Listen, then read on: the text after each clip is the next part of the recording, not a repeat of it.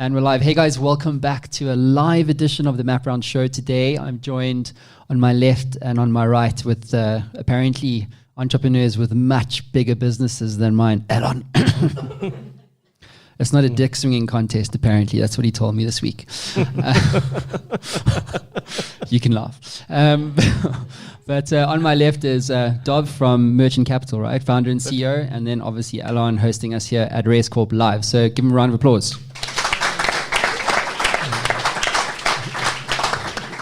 Okay, cool. So the subject we've been asked to discuss today is 2020 vision for sustainable businesses.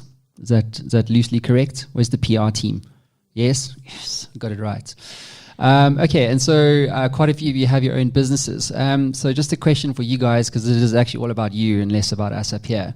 How many of you are worried about the sustainability of your business? Okay.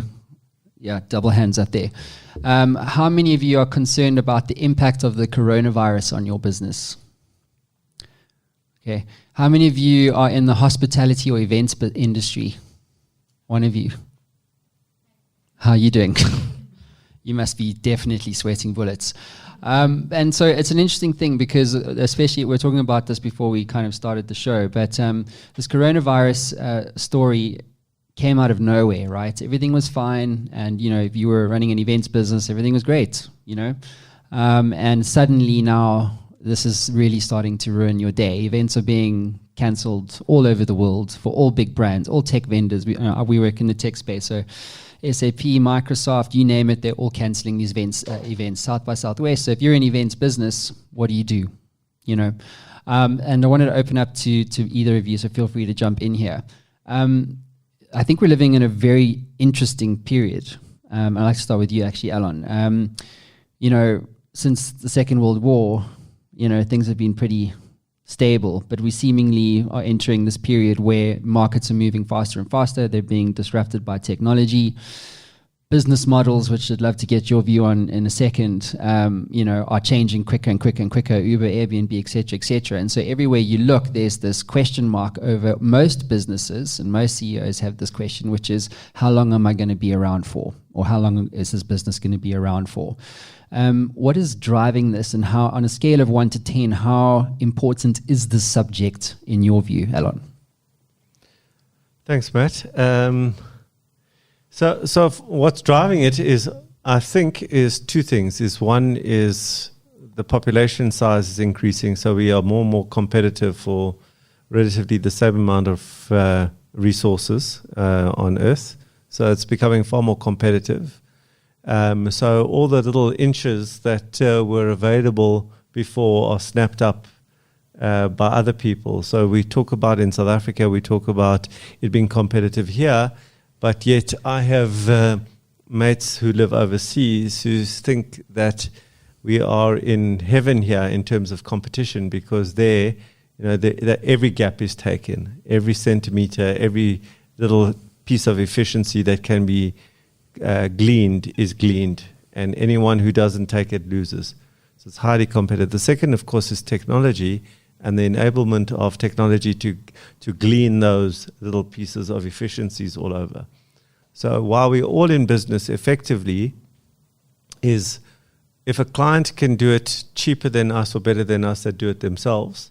So we have an efficiency that they don't have. Otherwise, they would do it. We either have knowledge or efficiency they don't have. And because of that, or access to resources they don't have. So as technology sort of automatically takes up these spaces and then, automatically closes down these spaces, it becomes more and more competitive. And so, if you today are in retail, you must be really also sweating because, of all the online as a huge detractor from your market. Now, what might happen, because everyone thinks that now online is the big thing, what might happen is there might be a counter revolution in terms of from people might say, okay, we don't want to have that, we want physical interaction now, so we want this thing, or it might become novel, the same way that you saw the vinyl coming back years later. Because anyone who predicted when when vinyl started being printed, that that it would have a comeback. People would say they're mad, but it did, but for other reasons.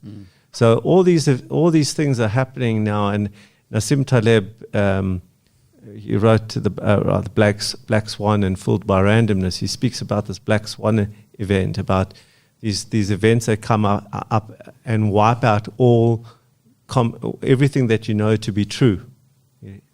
And I think that's what's happening in many instances around the world, including now the corona. Dov, just can you give some context specifically about merchant capital? And then I'd like to kind of get your view with your specific lens on this kind of sustainability question. Because if you can just walk us through headline, put your merchant capital story on a billboard. What do you guys do, and how does that relate to this question of sustainability? Yeah, sure. So firstly, I'm not going to comment on coronavirus because I don't think anybody actually knows, where this thing is going to go. Just anecdotally, I was telling the guys earlier, I was overseas in Australia. I got back last week, and then I was in Cape Town this weekend. And it was, going through the airports and being on aeroplanes, it was as if there was nothing going on. So I do think the press rightly so sensationalizes things, because they do need to sell newspapers or online magazines, whatever it may be. But no one really knows where this thing is going to go. But there's two, and I'm quite consistent. I always try and find the silver lining or the half glass full. But you look at some businesses who are kind of taking advantage of this. So one example is one of my personal passions is to travel. I really enjoy traveling with my family, and I've got 2 young boys, and we like being quite adventurous. And we use a business called Scott Dunn, and they're like a kind of an upmarket travel agency. And I got an email from them last night. I know it wasn't addressed to me, but it did say, "Dear Dov." It made me feel very special. Where it said, "We know everybody's panicking about travel, and because of that, we are offering free changes, flexible travel. If you book by the 1st of June, you can kind of change your travel, your flights, etc., free of charge. You can get a complete refund." So there's one business who's kind of taking the initiative and being front-footed and not ignoring the elephant in the room. And then the second thing is, and I think all these millennials that we have the pleasure of working with talk about mobility kind of working and working from home and having flexible hours. And I feel like they're now all saying well, I told you so. We should be working from home or from a coffee shop. But you're seeing a huge uptick and a spark in businesses like Zoom and Slack and Skype for Business and those kind of businesses. Again, who are taking advantage. They're kind of offering packages to businesses in a place like Italy, where there's 14 million people who have been quarantined. People have to work from home, but life has to carry on, and business has to carry on. So I do think, not disillusioned to the fact that this could be, hugely catastrophic to the world economy, and we've seen that in the share prices of the global exchanges. But there still are opportunities, and we like to see businesses that are taking advantage of that. And I think, Matt, that segues into kind of the merchant capital context. So we fund a huge amount of retail and hospitality businesses. So probably 40 to 50% of our portfolio is in the retail and hospitality space. I don't think it's hit South Africa yet. So you're not seeing people not going to restaurants because of coronavirus. Maybe disposable income, or they're eating down, or whatever, that may be more the case. But again, we will see the businesses that we have partnerships with, that we fund, being innovative. So exactly like people or businesses that have done with load shedding, you'll get an SMS or an email to say, "Don't worry, we have a generator. If the lights are out, our restaurants are still open," type of thing. So I think it's those kind of businesses where they kind of find the opportunity in the chaos, and the ability really to try and find opportunities with whatever may be thrown our way. Yeah, I love what you said there, because my view is, like, you can label whatever the threat is to your business: coronavirus, cash flow, markets move, customer doesn't want your product, you're out, you're being outpriced in the market by cheaper competitors, which is a race to the bottom. So it doesn't really matter, right? It doesn't really matter what the issue is. The issue here is about your ability to adapt to what's in front of you.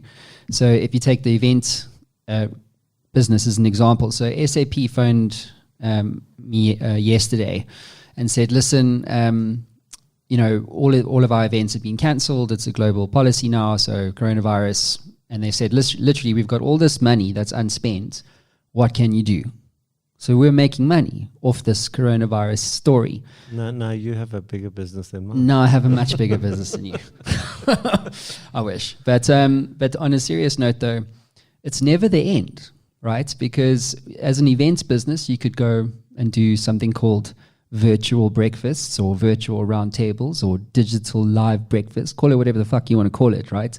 But that's never the end. It would just be a natural extension of your current business, and you can grow where you planted, and you can commercialize the opportunity. So I have a question for you guys, and if I can start with you, Dov. When is it the end? Hopefully not now. So I think a saying that, so in my first job out of university, I worked at a hedge fund as a trader many years ago, and thankfully I'm not doing that anymore. But I'll never forget a saying that my boss used to say to me there. When the markets were coming down, he always used to say, if you try to pick the bottom, you get sticky fingers. So if you kind of get the metaphor. But the point he was making really was to say, don't try and pick the bottom, because it can always go further. It can always get worse, and just take a view and take a long-term view. So if you think that there's value in certain assets or opportunities, or, use this to your advantage, really. And I don't know what that looks like for everyone in this room who, but in your own context. I was talking to a friend of mine this morning who has owned a retail store in Eastgate, men's high-end retail clothing. And I don't know if any of you guys have been to Eastgate Shopping Centre, but there are 45 empty stores in Eastgate at the moment. So he said to his landlord yesterday, he had the final meeting this morning, he said, if you want us to be number 46, here are the keys. He's been there for 15 years. So he's a brilliant tenant. Or renegotiate my lease. So there is taking advantage of a situation where kind of the bargaining power is now in someone else's hands. It's never been before. Liberty is the landlord there. I hope no one is from Liberty here. But he's really just now taken power into his hands, and I've no doubt they're going to come to the party, because he's in a really good position. It's kind of, as you walk into the entrance, you don't want that shop to be closed up. And frankly, they're not going to be able to fill it. Because if you have the likes of now Dion Wyatt's closing down, and all the big kind of anchor tenants, it's going to be very difficult to fill that space. So I think, Matt, it's about not trying to pick the bottom, as my previous boss would say, but really trying to find value, and then kind of executing with conviction, because you know that eventually things are going to turn. It may go down another 20, 30%, whatever your benchmark or your metric is, but eventually it will turn. And if you are, if you have conviction in what you're doing, then you're going to be rewarded for that. Allon? So the question was when it's over. I think when it's over is when you've got no more different questions to ask, and you're getting no different answers. You're asking the same types of questions and getting the same answers. If that's where you're at and it's bad, it's over. Okay. But for as long as you can ask different questions, and for as long as you're getting different answers, it's not over. And for me, working with as many entrepreneurs as I have over the years, and having been in this situation myself, every time I've thought it might be over, a different question pops up in my head, to which there is a different answer, which opens a whole vista of new opportunity. So for me, it's about what questions you're asking right now. To me, it's not what the answer is. It's the quality of your questions and where your questions are coming from. Unfortunately, most of us are sort of used to asking the same kind of questions. Like the question now around coronavirus is, okay, what's it going to do to my business? What are the implications? That's a very standard linear kind of, and it's a decent question and needs to be answered. But there are other more important questions around that don't start off with what's Corona going to do, or what's a new entrant into the market going to do. Okay, that's the wrong starting point, because everyone's asking the same question, and a huge subset of those people are going to come to the same conclusion, and you're going to go into a place of competition again. So what I've seen over the years is the people who are successful are the ones who have the ability to ask the right types of questions. What in my mind, what I call shift questions, coming from a completely different angle. So an example of that, I was going to ask you. Thanks. You read my mind. An example of that, which I quote often, is what would happen. So this is in one of the books I've written, is one of the questions that I ask. What would happen if you opened your business from 6 p.m. to 6 a.m. in the morning? Okay, that's it. Or your staff had to come in at 6 p.m. to 6 a.m. in the morning, but the rest of the world operated the same way, okay, as normal. Not as in they opened at 8 and closed at 5. But you now open at 6 and close at 6 in the morning, or 8 and 6. So that's a different question, right? It's not about Corona. But that question I asked myself 10 years or 15 years ago. So the answer to that is, well, we would need to look at different markets in different time zones. Yeah, so now you're talking about different time zones. So what am I doing about different time zones, other markets in different time zones? It would mean that perhaps I would get cheaper electricity prices at night. Okay, perhaps. So where else can I get cheaper what? Okay, that takes you down that route. It would mean that I would have to develop different kinds of relationships with my current clients. In what way?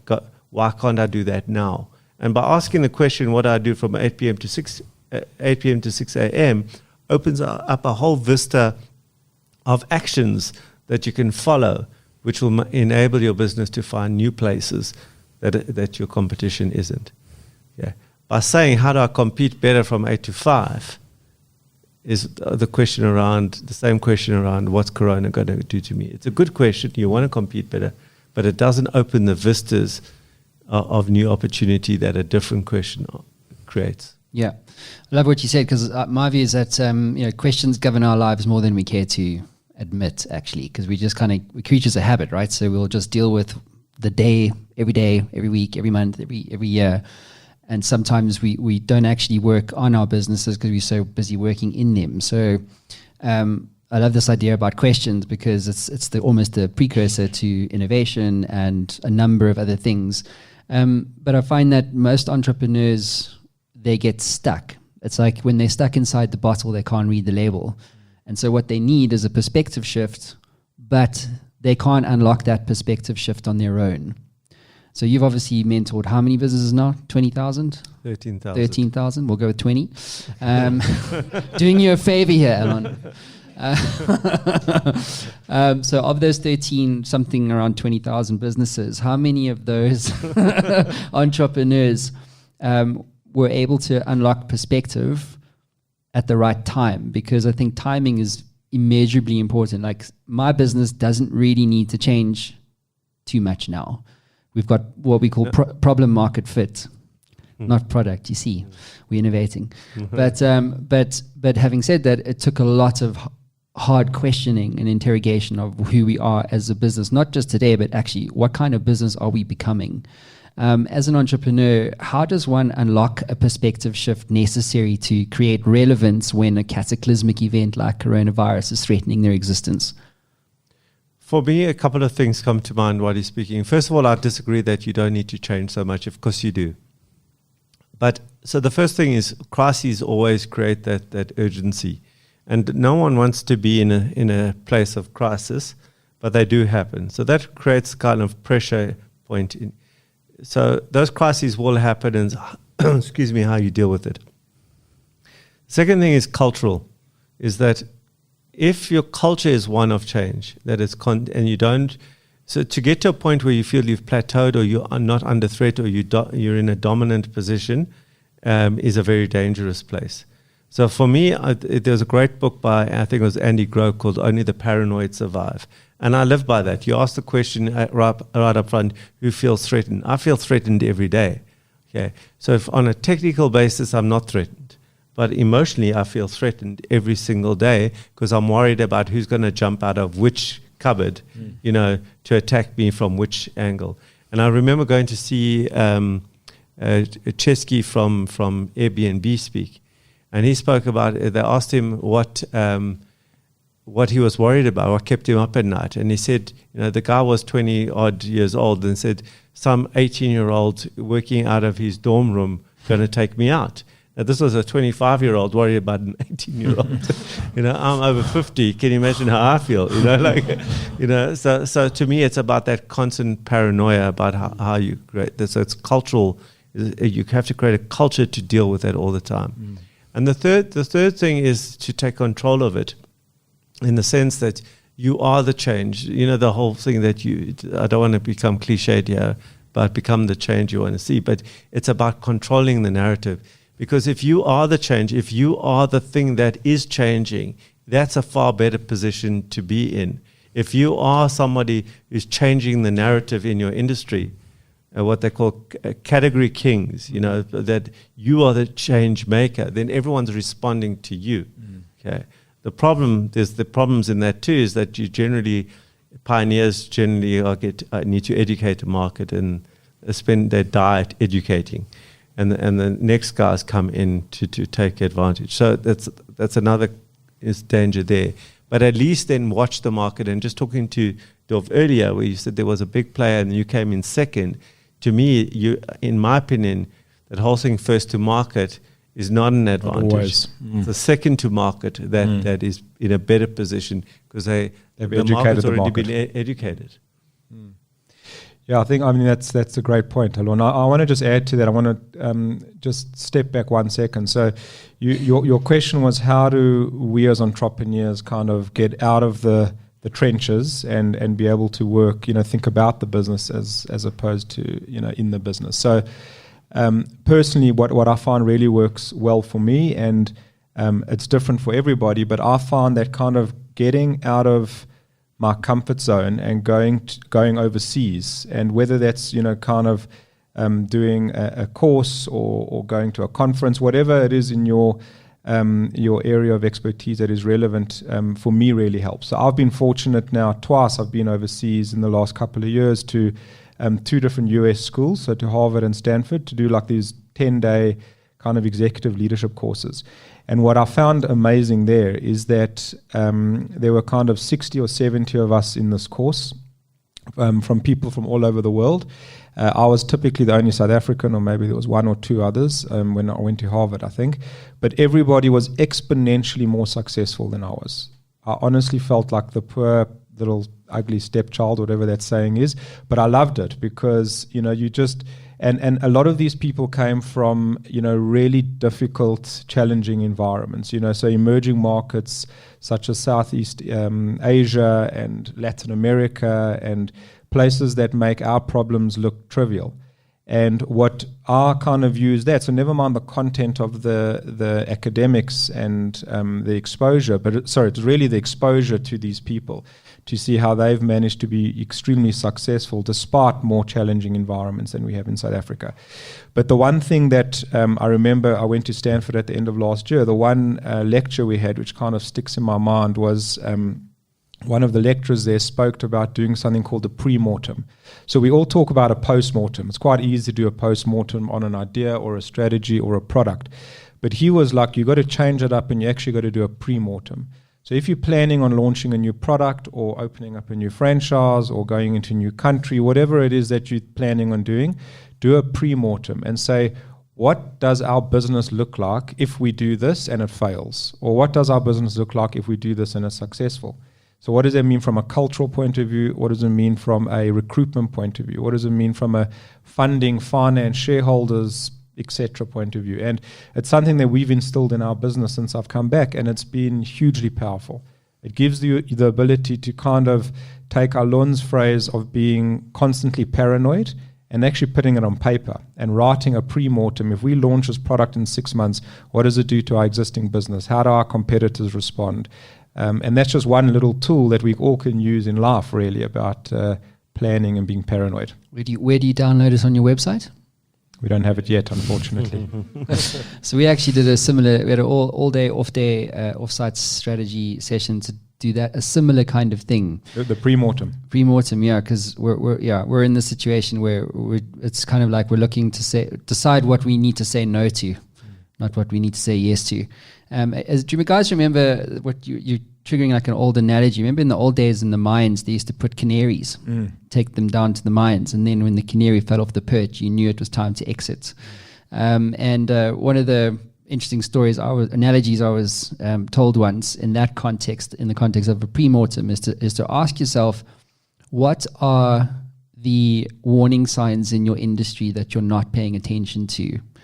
In other words, what is the canary essentially that you're going to employ in order to determine what the actions should be around, whether you decide to do something, whether you say no or not, and obviously addressing like the governance side of things as well.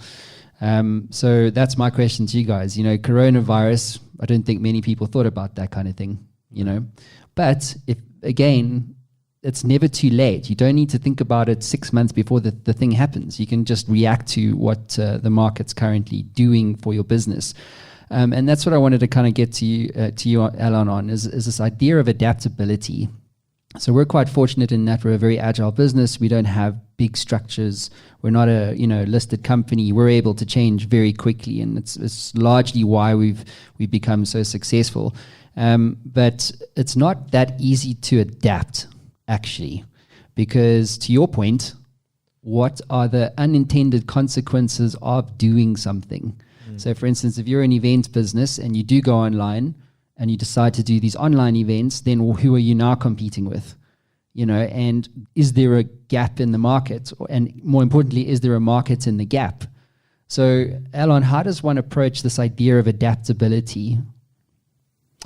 So to me, this is I'm going to try and give you a balanced, non-rah-rah response to this. In 2014, we started a strategy internally that we call the Lego strategy. Basically, the analogy is Lego bricks, and that we would explode our business into the minutiae and all its minutiae that could be reconstructed very quickly. So we had, just to keep the metaphor, the yellow bricks, the red bricks, the blue bricks, etc., which were the different departmental pieces or how we made up our product sets, and we can then in a quite a quick turnaround create a new product. So in the beginning, for all the entrepreneurs in the room who are at the stage, I remember I would go to a client. The client would say to me, "Can you do this?" It didn't matter what they said. My answer was yes. Okay. I would name it in the meeting. Okay. I would then try and work out how I sort of would. So I would say enough not to commit to too much detail. Get in the car, phone up a guy called Trevor at my offices and say, "We've got a new product. It's called BizGaze. Okay. It's made up of these things, and I need a proposal tomorrow, and I'll give you the price in an hour. When I get back, I'll sit and price it. And we will, and by the way, we're delivering next week." To which he would say it was totally impossible, but next week we were delivering. And that's how we started.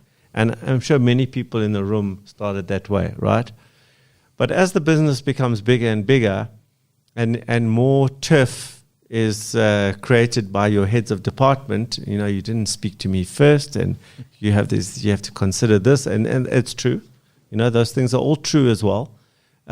It becomes harder and harder to do something like that, because, well, if we do that, then what do we knock out in its place, and what are the consequences for marketing, and what are the consequences for this, et cetera, et cetera. So it's a far more complex organization. It becomes more difficult to do. So it's quite romantic to tell that story, but it's not practical in a bigger business. Okay? So how do you make it practical? And that's by this Lego strategy. So what we've done now quite successfully is been able to we've basically exploded the business into its subsets in quite a quick way, and we're back down to one day. Okay, I can have that conversation. The person's name's not Trevor, it's somebody else, but in one day we can go from listening to producing a proposal that's priced and deliver literally within a week, to some extent. Okay, depending, terms and conditions apply. Okay, but to some extent. Now, did that to be adaptable because I was trying to respond in that way. So that's all fantastic, and I sound like a really, really smart guy to do that. The issue is that the other side to this is the people in the organization to be able to do that, because they have already got momentum in whatever they are doing. They, no matter who they are, millennials or 60-year-olds, they are resistant to change. Okay, and so there is a whole communication issue. There is a whole other part of this equation that I'm trying to solve as well, because you can solve let's call it the academic piece, the understand the engineering piece of this, but you still have to solve the people issue in this. And that's a cultural thing, okay? And we're on another journey around that to make sure that the friction in the people is far less, okay? And so we have to have the internal mechanisms to do that. Hopefully in a year or 2 years' time, when you come speak to me again, I'll tell you what we've done, but we're on that journey. So as much as I want to romanticize the one side, it means nothing without the other side.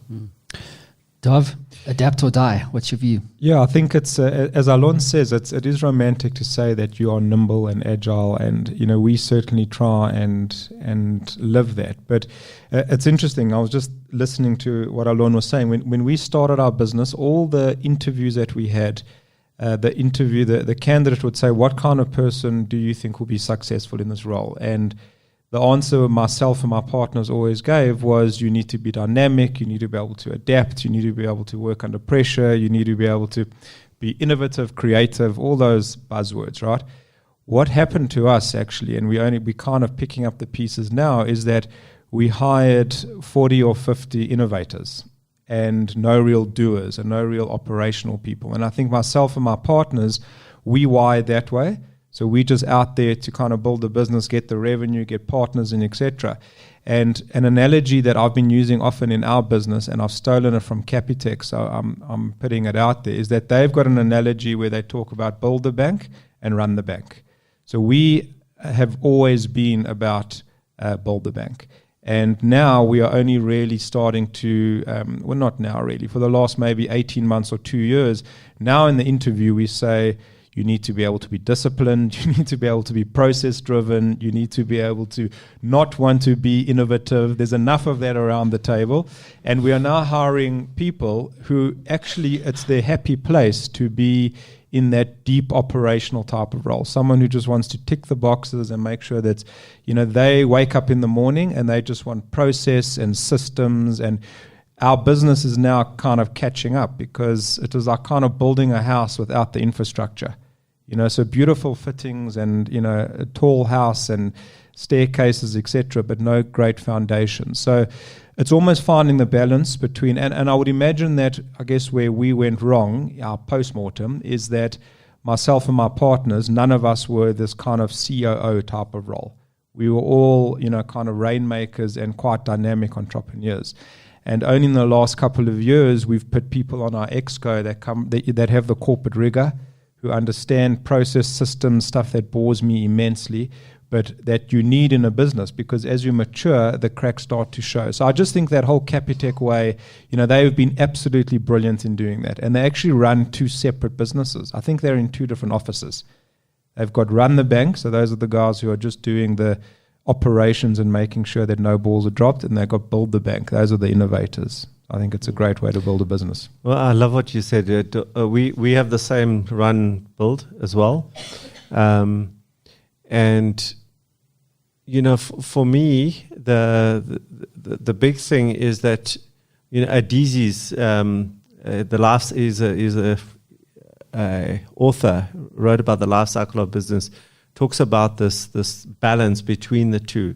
And that if organizations, they always go in a wave, they move to the left and to the right. So they they're cowboys, and then they, are like these process Nazis, mechanics. and they're mechanics, and then they move between, they vacillate, and all organizations move like that. We went right to the other side of that, where we call them Bob's Build Our Business. Okay, instead of process, we've got a Bob on how to make popcorn. No joke, right? There's a popcorn every Wednesday at Raizcorp. There is a process doc training material on how to for everyone how we make popcorn here. So why isn't it here? Yeah, it was Wednesday. Isn't it today, not Wednesday? Wednesday morning. Okay, didn't you read the Bob? Bob needs a new job. We do the same with gin and tonic. You can come to our office now. How to make the perfect gin and tonic. If only I drank. But you were saying, what about popcorn? I felt like I hijacked your train there. Squirrel. You know. So, but the thing, I suppose that the one thing I kind of want to touch on here is that, you know, if you're going to change as a business, it comes down to you. And the context there is, you know, the only certainty in business is uncertainty. Like I never ever get comfortable because then I know I'm in shit if I get comfortable. I might not feel I need to change as fast as we used to, but certainly it's never the end. Like you have to always be, as you said, build and then run this business, and the markets always move, right? Yeah. And then build again. And then build again and again. And so over time, you start to wear out. I don't know if you've had that. I mean, you've been running since 2013. My business is only like less than 2 years old, 2 years soon. When is it? Is it 2 now? Anyway, whatever. And your business is like 20 years old, right? So we're interesting, like startup, established, been around for some time, a mature company. And, you know, the only way you go from here to there, or from here to there, or from there to here, is if you're hungry for that change all the time. And I think it's also the difference between someone who builds a small business and someone who builds a big one is hunger or curiosity to figure out, well, how big can I build this thing? And I know that the two gentlemen here have that quality in abundance. But hunger is where it starts. You have to really, really want the pain in order to get the outcome. And as a leader, you need to communicate that to your foot soldiers. So they could be Bob's building the business, or whoever. Who runs the business here? What's his name? Is it you? Everyone runs business. Okay. So Joel. So Bob and Joel. But seriously though, like you have to communicate that vision back down to the people who need to implement the thing. Where does this all fall flat in your experience, Allon? In terms of, you know, deciding you need to change as the entrepreneur, then being hungry for that change and being able to communicate the vision passionately to your people who can then execute on that thing. Where does that kind of value chain fall flat in your view? So you're asking higher grade questions. Right? Or Dov, what do you think about? Let me give it a go. So I think it's. I mean, that is really the $1 million question, and I think the thing. It's $1 million question. Yeah, Did you hear that? It's all about timing. That was just higher grade. It's all about timing, right? And I think the businesses, if you look back in history, the real successes are the guys, the entrepreneurs, or the founders who got the timing right. And when I talk about the timing, I mean the timing when you need to buckle down and focus. You found a vein, a mosquito vein, and just like really hit it hard and make sure you make a lot of money or whatever you want to do with it. And when is time to pivot or change or adapt? And I think that really is it. You know, in our business about 3 years ago, we did a pitch to our board, which consists of some, really smart grey hair mentors and guys who have been around the block, and that's obviously why we brought them on. And they said, Dov, great idea. Forget about it for 3 years and just focus on your core product. And my ego was a little bit bruised because I thought it was the best idea since sliced bread, and it was a great idea. The timing was just completely wrong. And what has invariably happened now is by no real science is we did focus on that core product, and that has led us to another opportunity which is innovative. And we've kind of, someone says you got to shake the tree because you never know what's going to fall or what's going to be. So at the time, if we would have done it, we would have lost focus, and we probably would have failed. But that kind of, by us focusing, it kind of led us to that opportunity that we have now. So I think timing is very difficult to call, and I think it comes with gut and intuition and the ability to kind of read the situation. The one thing that and Allon, I would love to hear your view on this because you are a much bigger, more mature business with lots of people.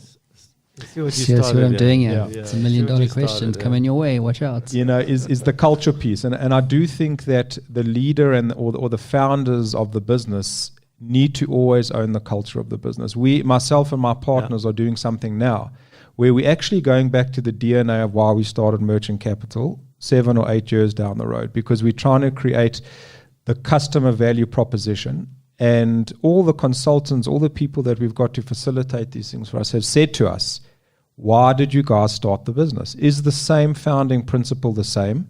And that really was to support entrepreneurs and help them grow in South Africa. And, so that founding principle needs to be cascaded down to your team, as you grow. And we've gone from 5 to 10 to 20 to 50 people, right? And how that looks like when you've got 100 and 200 and you're multinational and, I don't know what the answer is, but I do think that the leaders of the business need to be the custodians and the owners of their culture, because that is why people come to work every day, because they bought into that vision that you sold them on during the interview process. Having said that, very often the founders aren't particularly the right people that need to take the business to the next level. And I think you need to have no ego. I think you need to be able to acknowledge that. And I personally haven't got there yet, but I think it's coming soon, where I'm saying I'm not this operational MD that needs to make sure that everything is running smoothly. I need to be out there doing what I do. And then you need to bring in. So I think it's about being, not having the ego. And, they call it the founder's trap.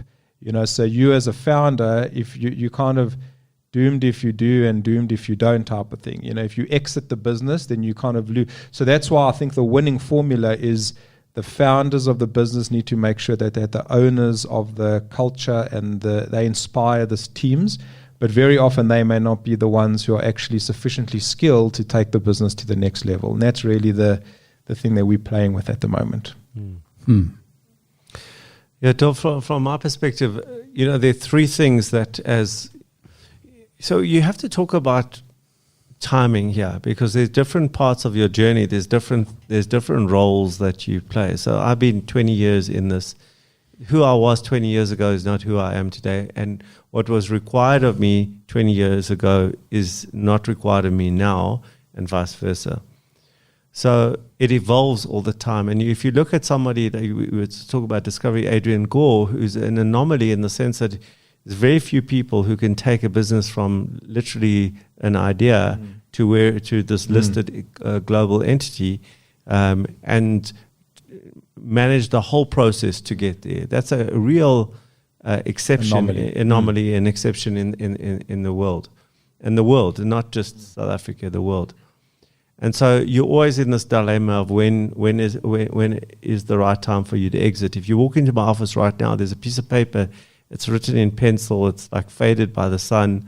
It says, "How are you standing in the way of Raizcorp?" Okay. And I look at that piece of paper every day, and it means like the question is it time to go? Okay. Are you the problem? Are you in the way? And it keeps you quite sober on a daily basis. So where I've got to now is that I manage four things. I manage the vision, so that I am the custodian of the vision. And I'm going to come back to that. The leadership, I'm the custodian of the leadership, and that's a journey in of itself. Number 3 is the culture. I'm the custodian of the culture. And let me just speak about those three, and I'll come to number 4 now, which is innovation. I'll come to that now. So in terms of the vision, you can't be all your vision. It has to be your vision in terms of, let's call it from a diamond head, the primary vision. But then your exco, if their vision isn't enveloped in yours, if where they want to take their departments, their divisions, their whatevers as well is not part of the greater vision, if it's not congruent, then you have division, right? So it's ensuring that it's not just selfishly, this is my show. And ironically, where I see this is in NGOs. When you see an NGO who is run by an individual who is cause-driven, because something happened to me or to my child or whatever, and now they're on this mission, those businesses, those organizations crash at a certain level because it becomes all about that individual. And I'm very sensitive to the fact that I keep bringing people along. What do they see as well as to participate and make sure that their personal vision is also nurtured within the context of an environment such as Raizcorp. The second thing is from a leadership point of view, and this leadership thing has, trying to understand leadership and what is leadership and am I a good one or a bad one, and that is a whole journey that you go on. And once again, the type of leader I had to be at, employee number 2, or with 2 employees, to where I am today is a different kind of leadership. And you're constantly trying to catch up to be that, because the moment I have one more person working for me, it's the biggest business I've ever run, right? And then it's one more, and that's the biggest business I've ever run. And eventually, so this leadership journey is another thing that you keep going on. And then the culture thing also changes, because to your point earlier, you can't be the same culture of cowboys that you were when there were the 3 of you in a room to where you are at 50, to where you're at 100, to where you're at 150. That culture keeps having to mature and also still be adaptive. And so you have to be the custodian in a very sort of sober way. And then finally, the innovation, which is the fun part. It's like, it's like what I suspect grandparents feel like, is that you come back to innovation where you can now have fun again with your grandchildren. You can be fun again because the business is now in a state where you can come. And this is something you'll hear me say all the time. I'm just going to call shit. Okay, I'm just going to walk around the office and call shit. Okay, that's what I do now. I walk around the office and call shit. Okay, because I challenge the whole thing all the time, and I'm very happy when I'm causing shit, because that's what I did in the beginning. So those 4 things I think are important. So it's vision, leadership, culture, and innovation. Mav is laughing because he knows that's exactly what I do. Because it is there, but it's the best part. Because the thing, I suppose, just on the leadership thing, it's the thing that actually keeps me up at night. It's the conversation. I call it the hairdryer treatment that I dish out when things go wrong, because I want people to understand the consequences of certain actions and the value of what they do in the business and why they matter. And when they don't understand that, things break, and that has consequences not for them but for everybody. So I'm very direct and very hard. Sometimes I say the wrong thing. Apologies, Mav and Q. But it's the thing then that I will actually reflect on. Like, did I lead in a manner that was appropriate? Because who you need to be when you're in survival mode, to your point, is very different to who you need to be, in emerging capital space, and also as the founder and CEO. What is your leadership style, and what kind of qualities should these entrepreneurs here with us today embrace and embody in order to create a sustainable enterprise? I do think, so I'll talk about my style in a minute, but I think it is also very dependent on the type of business you're trying to build. And, with leadership, very closely aligned to that is culture. And we went on an exercise a couple of years ago where we kind of had to move our culture from where we were into where we are today. And that required leadership, because that's really where, the culture is kind of led from. And the kind of the 4 very simple quadrants that we looked in when it came to culture and leadership is, the first one was what we called a market culture. So that was really like a family, not market, it was called clan. And that's very family orientated. We celebrated everyone's birthdays. We gave hugs and kisses when people leaved. We celebrated anniversaries just because you happened to be working there for a year or 2. And that created a very soft, warm environment that we forgot about the competition. We forgot at the kind of the goals, the targets, the budgets, etc. were secondary. As long as we were having fun and drinking together, and that was very clan. So we moved away from that. Then the other one was what they call adhocracy. So adhocracy, again, is typically the kind of business that Steve Jobs and Elon Musk were trying to build, right? So they are building. So that is, I have a vision. It goes back to your NGO thing, and it's all about launching something to Mars, or building electric cars, or building a beautiful iPhone. And I don't know if any of you guys have read the Tesla, the Elon Musk book, but he is an absolute nightmare to work for. He was a complete arsehole, but he has thousands of people that work for him because they just believe in this vision of what this guy's trying to do. So that is kind of the adhocracy.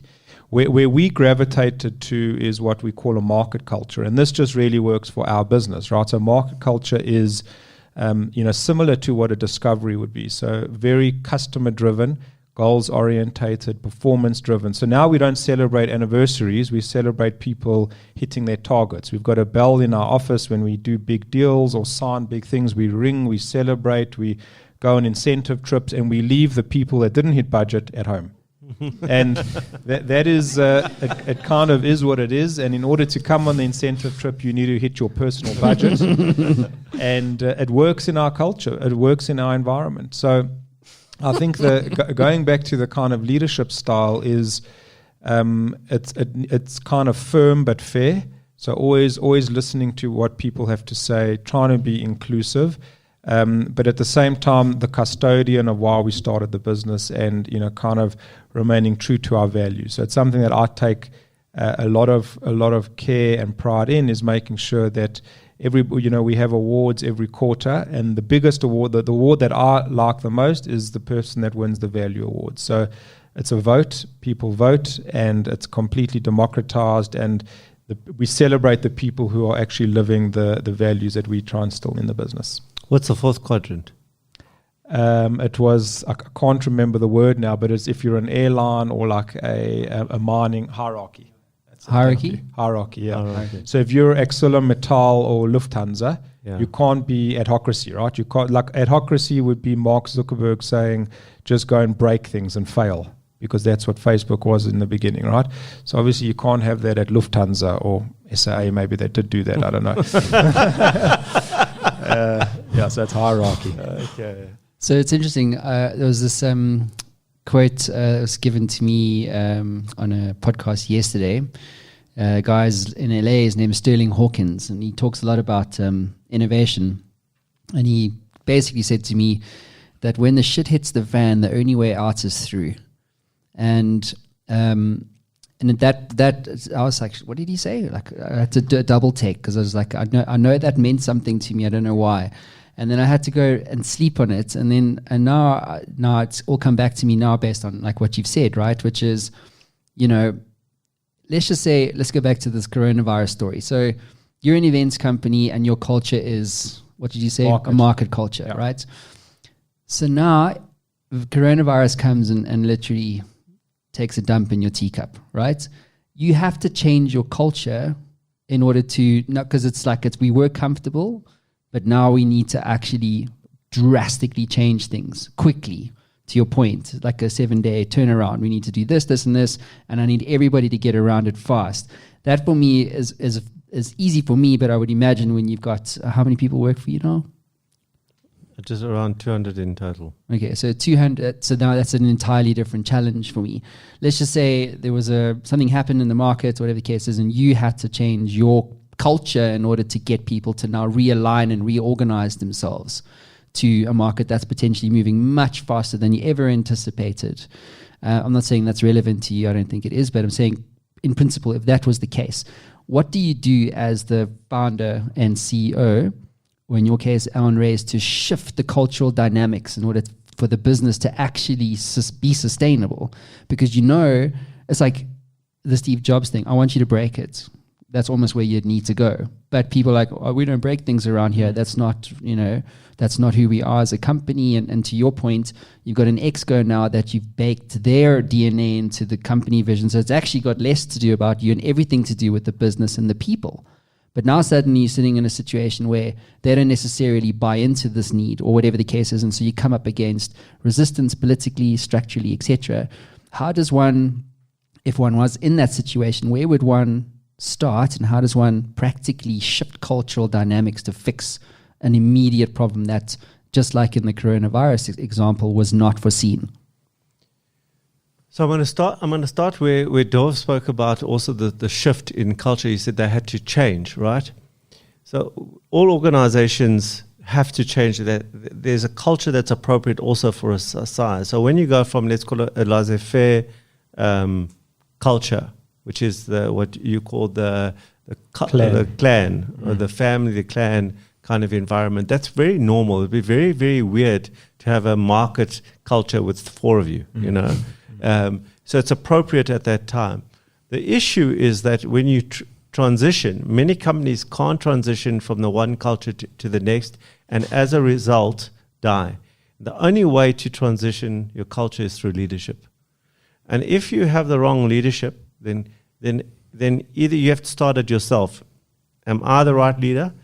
Is my ExCo appropriate to hold this? Because what happened during our shifts from culture to culture, because that's appropriate for size, is that our ExCo, like you said, was baked into the previous thinking. And literally, I had to cull my whole ExCo.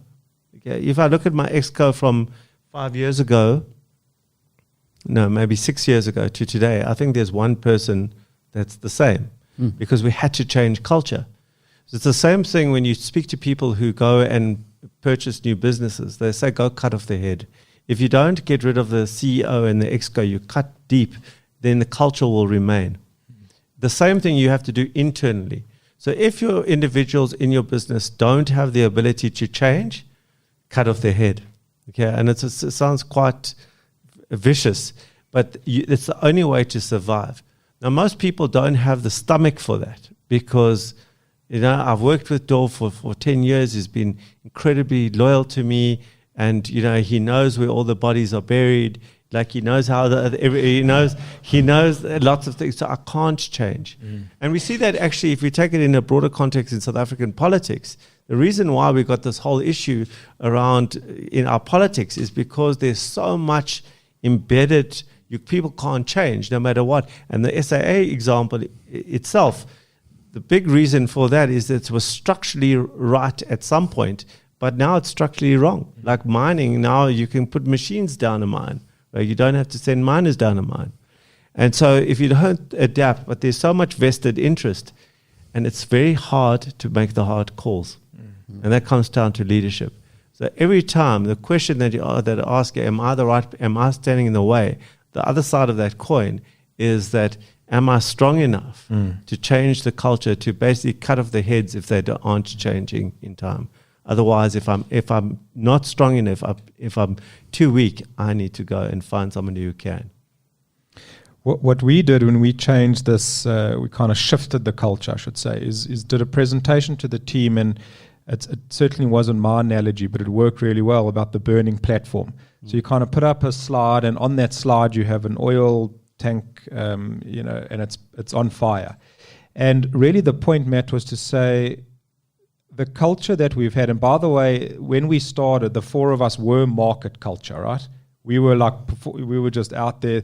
It's only when we went to 15, 25 or whatever it was that we became very clanny. And that's why we needed to change it, because it was implicit in us as founders, but it wasn't cascaded down sufficiently because at one stage we opened up nationally in all different regions in South Africa.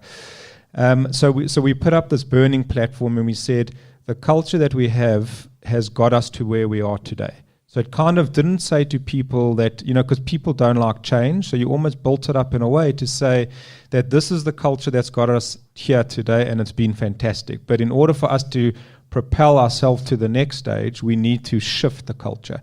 So it was kind of, the platform is burning, and if you don't like this new idea of what your job or the culture is going to look like, then stay on the platform and get burnt or whatever it may be. Then what we did was we actually found what we called like culture evangelists or culture ambassadors within the business, and went through the entire team, and we said, who are going to be the hardest people to change? And I made those people the culture ambassadors, and I called them into a room, and I said, the 5 of you or whatever have been chosen as the culture evangelists. You need to be my ears and eyes on the ground. You need to tell me, because they won't tell me. They'll say, yeah, of course market culture sounds great.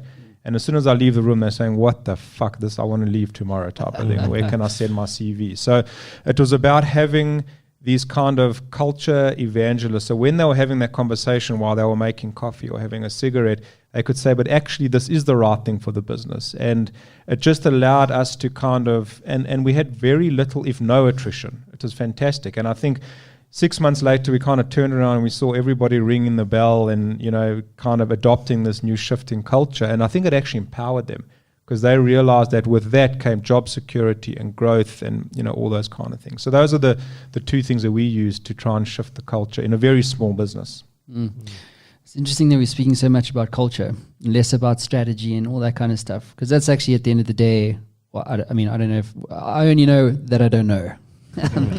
So that's actually his line. But it's true. And yeah, I would say, I think that one thing that I've done, like also with you, is that when you start the business, you think, it's like when you register a business with CIPC, you think you own it. But you don't. The actual law says you don't own it. You don't own it. You're just a shareholder. So, and it's a weird thing because you don't think about it that way. You're like, well, no, I own the whole thing. So what I say goes. But actually, and then I suppose when you give birth to the thing, now suddenly you're emotionally attached to it. It's literally like having a child. And so you treat it as such. And then you get out of survival stage, and then suddenly you're now setting up excos and you're talking about vision and culture and all this kind of stuff. Or do I want to sell it? And what would need to be in place for me to sell it and all this kind of stuff. And that's kind of where I've been as a CEO. And one of the biggest things for me was letting it go. You know what I mean? Like, it's not actually mine. It's everybody that works for the company. I own it, sure, but it's actually, it's not mine. It's not part of me. Do you understand? It's just a legal entity that makes cash. And I don't think I would be successful as a leader if I didn't remove my emotion from the business as far and as fucking hard as possible. Because if you're emotional, you start to react instead of respond. You listen to respond instead of listen to understand. And so you have the inability to be objective. And that for me is like, the breadcrumbs towards a cake that's going to flop, if you know what I mean.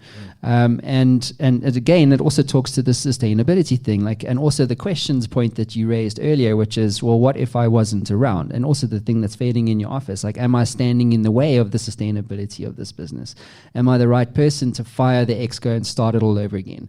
Am I the right founder? Do I have it in me? Am I hungry enough to literally throw the thing away and have it rebuilt again? And those are some massive, massive questions that I think all CEOs at some point will have to wrestle with and get to their own truths on. But I guess for me, where I'm going with all of this is, how does, as entrepreneurs here, and there's lots in this room, how do we approach removing emotion from something that we feel so attached to? How does one intercept and interrupt that kind of paradigm of thought? Matt, I don't know. Really, for me, the analogy around your child. I wear my. You are got on your left by your heart as well, and for me, the notion of being a custodian, I like that thing about the business that you don't own it. Actually didn't know that, but if you've got kids, you're also their custodian for a while until they move out of home. You don't own them, but you still feel incredibly emotional about anything that happens to your children, good or bad, emotionally happy or emotionally sad, or fear, or all those different emotions. So I'm an emotional human being. I unfortunately make a lot of decisions with emotion.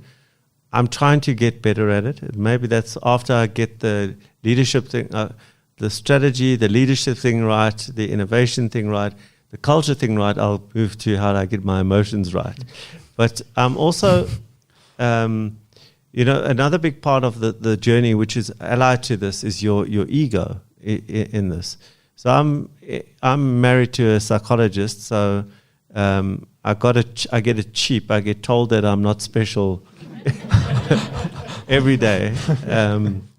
And so for me, it's about, because you can, in that whole thing about I own the thing, your ego can get to such a point where you see this with entrepreneurs. As soon as they make, I think there's a post on the wall here called false start. It's down there. It's a false start. All those things we see with entrepreneurs. The moment they start then dressing snazzy, and then they buy new cars, and they start planning global expansion, and all this is about because they somehow think that they are directly responsible for all that is good. And there's so much of what their success is and their failure that is not part of, it doesn't have a direct correlation to them. And it's only later that you start to work out how lucky you are both ways.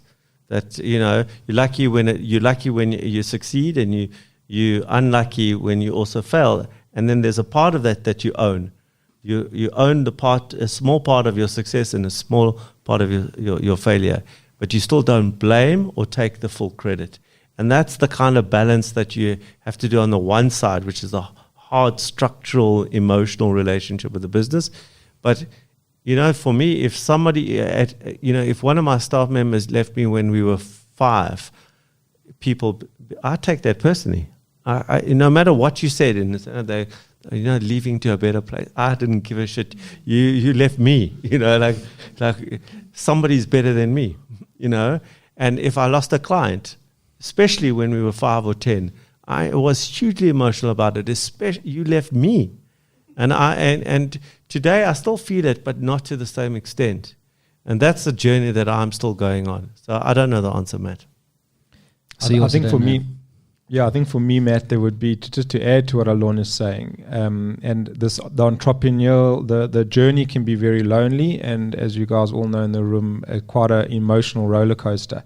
So I think it's also about surrounding yourself with people who can be your punching bag if you need be. So my wife, she's a lawyer. She gives me a lot more shit than just telling me I'm not so special every day, which is quite tough. But she's been an amazing partner, in this startup kind of emotional roller coaster, because she can be quite objective, if I come home and I'm taking it personally and I'm venting, and, she has the ability to say, it's got nothing to do with you, don't take it personally, type of thing. So that's spousal support or partnership support. The second one, and I know it's cliched, but it really is important, is mentors.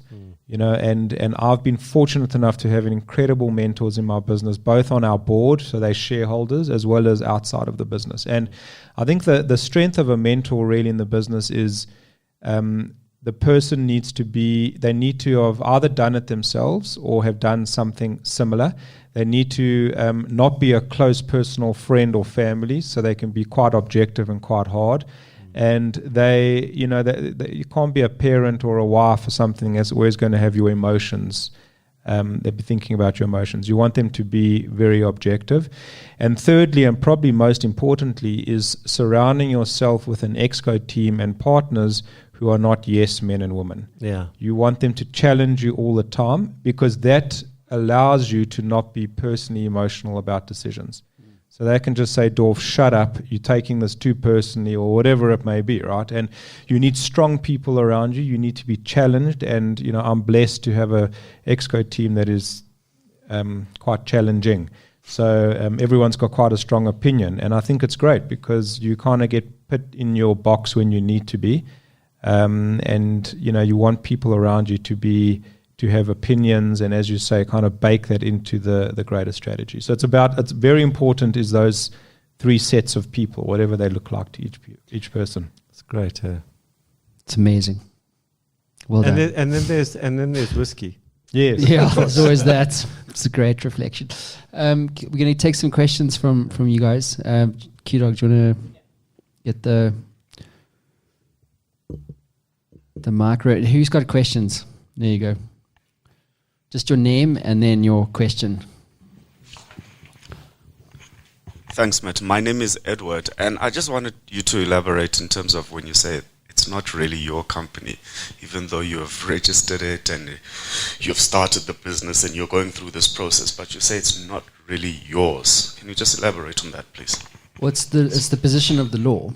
So, and I actually learned this literally in the last, I would say 2 weeks, because one of the things around sustainability is good governance. So making sure that you have, an exco or an external board, which kind of feels to me a little bit like in the merchant capital situation. And so, and the only reason why I was interested in the board was to ensure sustainability, because either I'm going to sell the thing, or I'm going to exit and let it run without me. And so you want good governance, you want to have, you know, the board in place. And so the issue here, the point I raised around, you know, do you own the company or not, was actually told to me by a third-party company that specifically sets up boards. So when you register a company, the law actually says that you're a shareholder, but you don't own it. Like the law, it's like a weird, the way that the law actually sees a legal entity. It's just a legal entity with the shareholder. It doesn't say that you own it. We think that we own it, but we don't. But I mean, again, not an expert in the law and all that kind of stuff, but the value though in that, in understanding and putting some CPU cycles into that statement is actually one of self-reflection, and it's the same reason why I imagine Allon has that thing up in his wall about, am I standing in the way? It's that thing. Like, what do you need to let go of in order for the business to be sustainable? And it's a hard thing. It is a hard thing. Like, and also, by the way, Allon, feel free to jump in here, but he was explaining to me when I actually reached out to Allon, I said, what do you reckon about this board story? And he basically was describing, you know, two kinds of entrepreneurs, those that are emotionally attached to their businesses and those that aren't. And the ones that are emotionally attached they kind of, you know, they reach a certain level of success, but they may feel that that's all they'll ever attain. But the other kind of entrepreneur is the one that will just spot the gap, build a business, sell it. Spot the next one, build a business, then sell it. But the other one will try and hold on to that thing for as long as possible. And in some cases, it may mean that it's to the detriment of the business, or to the ability for that business to not be sustainable. And the reason why it's self-reflective is to understand which camp do you fall into today, and where do you actually need to navigate to in order to get the thing that you truly want. Do you understand? But yeah, so that's the real value there.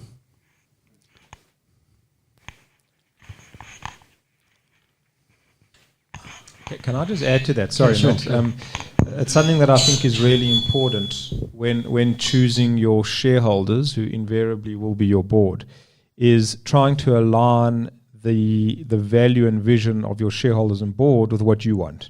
So, for example, in our so if you are a serial entrepreneur that is just looking to find a gap, build a business, exit, and then push, cut, paste, you want a kind of investor that has the same kind of investment horizon. So, like a typical private equity business will have 5 years; they have to exit, right? But in our case, you know, we want to build Merchant Capital into a long-term sustainable business for many years to come. So, in choosing our shareholders, and I know it sounds a bit egotistical that we chose RMI and Standard Bank, but we did a small amount of DD, at least when we kind of did the deal with them, was what is your vision? And specifically when we were looking at RMI, you know, we spoke to their portfolio companies. So their portfolio companies were FMB, Discovery, and Outsurance. And when I went and spoke to all those CEOs, they said the one thing that was important for them was exactly that.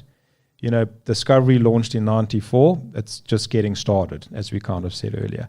Outsurance, you know, FMB. So the alignment, because then you have misalignment, and you have a private equity business who's a shareholder who wants to exit in 5 years, and you start making the wrong decisions.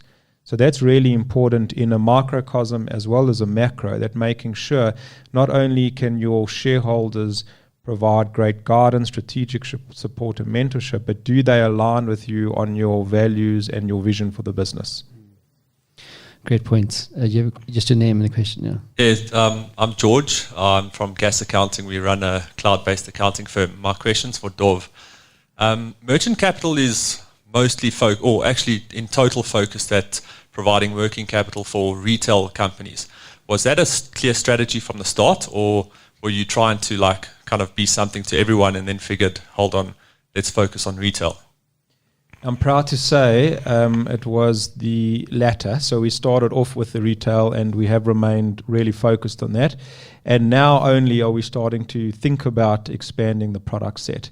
The reason for that, and I guess it was not by design, but this is the way it happened, is when we started the business, we developed some technology that integrates into a point of sale. And that's how we collect the cash advance. So we take a small fixed percentage of every debit and credit card swipe until the loan is repaid. So invariably, retail businesses all have a point of sale, And, on average, 90% of their turnover comes through the point of sale as opposed to cash. So that's kind of the niche that we have found. And we've really built great credit knowledge and RP around understanding retail businesses. So that's been why. And I think there's been an element of focus there. And that was the board presentation that I alluded to earlier about 3 years ago. We wanted to go outside of that niche. And the board, rightly so, said you haven't even conquered 5% of the market, and now you want to go expand rather just focus. And it was a good decision in hindsight. Cool. More questions, guys? This chap here in the front. Oh, thanks. My name is Neo Malefane. On the topic of sustainability, I think as entrepreneurs we sit in a very difficult position in that we almost have to be in two places at the same time, mentally, that is, because especially when you're running a small business, you have to focus on today, which is the operations, what's happening today, what happened this afternoon, what's happening tomorrow. And at the same time, you sit on the weekend in the office and you in the future, you're focusing on the vision of the business, more on sustainability, where we're going to be in 3 to 5 years, what changes do we have to make to our culture, what changes do we have to make, in different areas of the business in terms of core business and non-core elements that you're going to focus on. So I remember reading up on Jeff Bezos and actually finding out that part of what they do at Amazon is that at Exco level, they discuss today. What's happening today in the business? Are we hitting the numbers? So basically ringing the bell, that all happens with him sitting in that meeting at Exco. He's now the CEO discussing today. When he sits at board level, they're not allowed to discuss today. It's 3 to 5 years ahead. So the discussions on that level. So he's the only person basically in the whole organization who sits in both meetings, who understands what's happening today, and is also aware and participates at high level in terms of where we're going tomorrow and in the future. So I just found that quite interesting. And in my mind, I saw it as being in a very difficult position as entrepreneurs, especially small businesses, because we're in two places at the same time, all the way. Yeah, great point. Do you want to comment on that, Allon? Yeah, so I've felt that. I feel that even now. But if I look at we call it Opal, which is non-exco, not a board, it's non-opco, it's something else. Because I feel that the terminology exco and opco and board sometimes are more appropriate for a much bigger business than a small business. And so we create a artificial distinction in a business that cannot have that many layers. So how we've constructed the concept of Opal, which is effectively a committee, which is the mixture between an opco and exco and board all together, is when I spoke about 2014, when there was a reconstitution of Opal, it was 100% on today.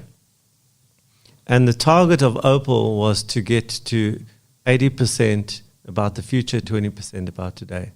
And we've achieved that. So we basically set it as a target that the discussions we're going to be having are, let's just talk about the past, what we got wrong, but let's look at it relative to the future. In other words, that the Opal set the future in their departments, their strategic objectives, and it's about what do we have to do to achieve those objectives. Okay, so we focus on the future, but we also deal in the present. That's how I've dealt with it. But it has been a journey from 100% about the crises happening day to day to about building new things in the future and how do we do that. So, for example, we've got a studio upstairs. We're launching a digital, basically a digital training for Raizcorp, and that's future stuff. So we're building future stuff now, and there's all the issues around future stuff. Still issues, and so what happens often with entrepreneurs is that they put all issues into today's box. Because if I'm building something for tomorrow and I'm dealing with an issue around it, it feels like today's problem. but it's actually tomorrow's problem that I'm solving today. So it's also that you find that you also start discerning between an issue of a client didn't get delivered something, that's a today issue. But we couldn't get the right, microphone for our studio is a tomorrow problem that we're solving today. Okay, and there's this distinction. And once you start to sort of sift this out, then you start to move towards the future. I think the best startup founders or leaders or entrepreneurs are the ones who can vacillate between those two roles, quite fluidly. So one can wear the hat, and you have to in the beginning, right? You are the local, you're the business owner, the psychologist, the accountant, the tea maker, etc. So I think it's about not having an ego, first of all, and nothing is above you or below you. And then as you kind of grow is where, I alluded to earlier, the run versus the build the bank analogy, which is exactly what Jeff Bezos is talking about. It's the same family, is really having distinctly two different processes. And whether you as the founder entrepreneur sit in both of those, it probably makes sense in a small business. But when you're talking about run the bank, just talk about putting out fires, crises management, etc.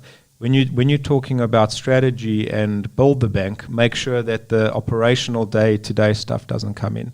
And I think personally what I've done, and I said it earlier, and you don't have to travel to Harvard to go do this. Just find a way that allows you to extrapolate yourself out of the mundane day-to-day and just be inspired. So there's lots of free stuff that's available. Go speak to entrepreneurs that do talks or breakfasts or seminars or whatever, and you'll find... Or the Matt Brown Show. It's terrible. Don't know what you guys are doing here.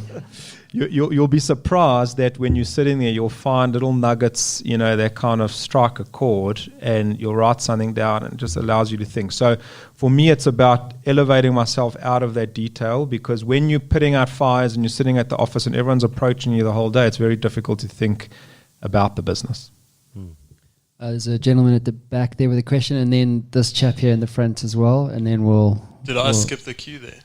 You did, but it's fine. You're there now. Okay, cool. I'm Nick. I'm from RMB. My question is for Dov. If you have to look at Merchant Capital's growth rate over the last 3 to 4 years, what would you say is the number one threat to the sustainability of that growth going into the next 3 to 4 or 5 years? Are you asking this question as our shareholder or? As an audience member. Okay. I've got to think about carefully how I answer that. Look, we've had great growth over the last 3 to 4 years. We've had CAGRs in excess of 80%. We're not going to continue doing that. It's just, quite frankly, impossible. And we wouldn't expect to do that. I think the things that that kind of keep us up at night and will dampen that growth are things like size of the market, margin squeeze, competition, regulation, force majeure type of events like coronavirus, right, which you just can never plan in your annual planning strategy. But I think, Nick, the trick for us at least is just to make sure that we are well poised to adapt to it. And that's what it's about. It's about not trying to turn the Titanic. It's about being agile and nimble enough that, first of all, when an opportunity comes up, because in this chaos there will be opportunity. We've been saying for a long time in our space, there's 2 or 3 big players and there's about 10 or 15 other players. And there's certainly consolidatory opportunities there. And we need to make sure that with RMB's balance sheet, we'll be able to buy or acquire any businesses. And it's being, kind of ready to strike when we need to. And yeah, I think as a board or an investor, you kind of want the CAGR to get to a reasonable level, because that means that it's sustainable. The sustainability of 80 plus CAGR year on year happens in Silicon Valley, unfortunately nowhere else in the world. Go ahead, dude. Yeah, my name is Agrippa from Net Consortium. Just maybe comment from both Dov and Allon. So for some of us, when we started the business or founded the business, just a sole owner, and you feel, the business grow, and then it reach like a saturation point, and you get to a point where you're thinking, okay, maybe you need to get a partner or partners, but you're still skeptical because you don't want to lose control of of the business, but you just feel, okay, maybe I need a different perspective. So I just want to comment on that. Thanks.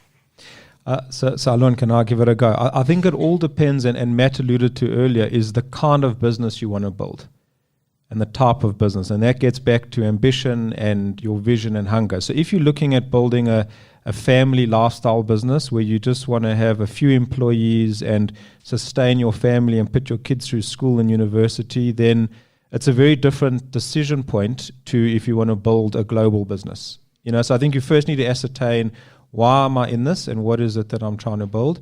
I'm personally very much of the opinion of bringing in partners early, because the question is, would you rather have 100% of a million rand business or 50% of a 5 billion rand business? So I think you got to, equity is not the be all and end all, and you very often have to let go of it to bring in strategic partners or co-founders or people that actually have skills that you don't have, because without that you can't grow the business.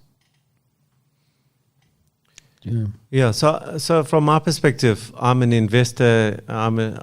In small businesses, so I am generally the other partner as well. So I have to be careful at what I say here as well, because some of my partners are in the room.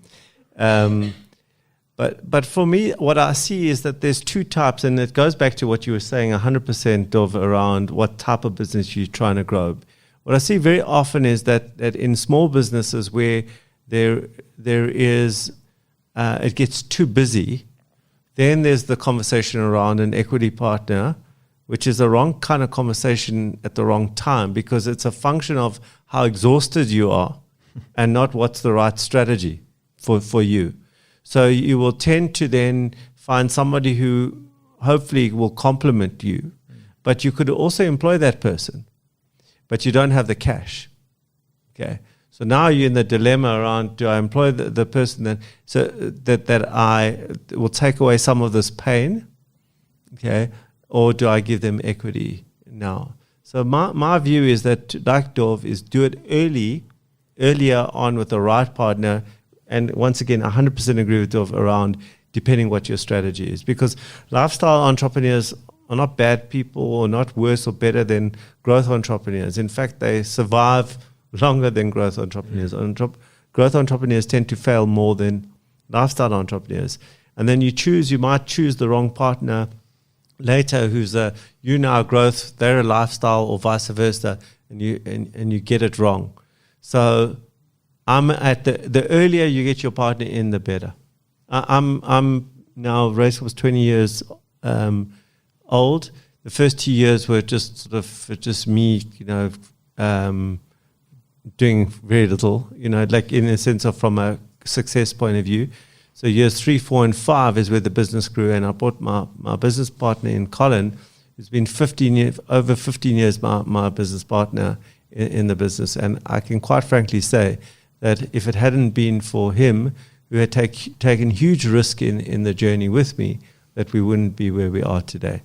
I might have had more equity, but I wouldn't be this successful right now. Cool. So that concludes the show for today. Thanks so much for sticking around, as I don't think anyone got up once. So we're an hour and a half in. I just want to say thanks again to Dov and to Allon. Always great to have you guys on the show and to get your views today. Most importantly, thanks to you guys for being here today. So a round of applause to everybody.